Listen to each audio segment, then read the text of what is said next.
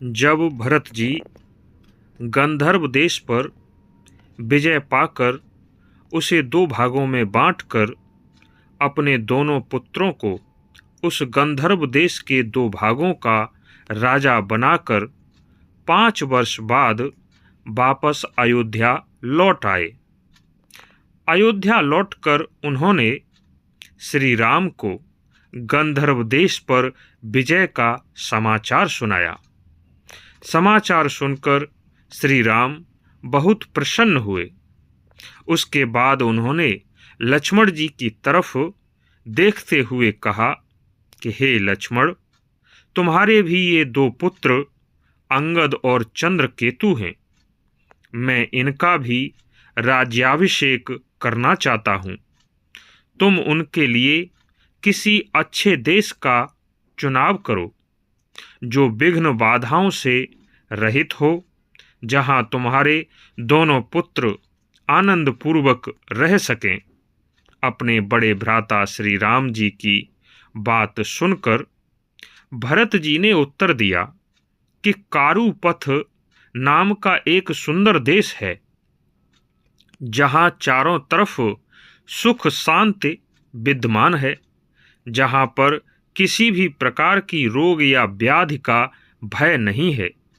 वहाँ पर लक्ष्मण के पुत्र अंगद के लिए राजधानी बनाई जा सकती है और लक्ष्मण के दूसरे पुत्र चंद्रकेतु के रहने के लिए चंद्रकांत नामक नगर का निर्माण कराया जा सकता है। भरत जी की कही हुई बात को श्री रघुनाथ जी ने शीघ्र ही स्वीकार किया और कारुपथ देश को अपने अधिकार में करके अंगद को वहाँ का राजा बना दिया।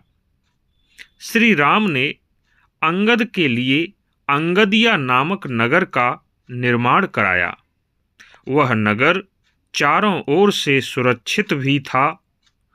लक्ष्मण जी के दूसरे पुत्र चंद्रकेतु शरीर से मल्ल की तरह हृष्ट पुष्ट थे।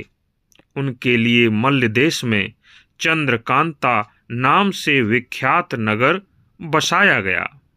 वह नगर इतना सुंदर था मानो स्वर्ग की अमरावती नगरी हो। इस प्रकार श्री राम ने लक्ष्मण जी के दोनों पुत्रों का अभिषेक करके अंगद को पश्चिम और चंद्रकेतु को उत्तर दिशा में भेज दिया।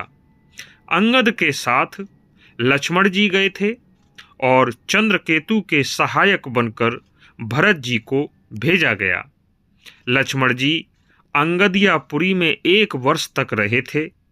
जब उनका पुत्र अंगद दृढ़तापूर्वक राज्य संभालने लगा, तब वे पुनः अयोध्या लौट आए और ठीक इसी प्रकार भरत जी भी चंद्रकांता नगरी में 1 वर्ष से कुछ अधिक काल तक ठहरे रहे और जैसे ही चंद्रकेतु दृढ़तापूर्वक राज्य संभालने लगे, भरत जी भी पुनः अयोध्या लौट आए।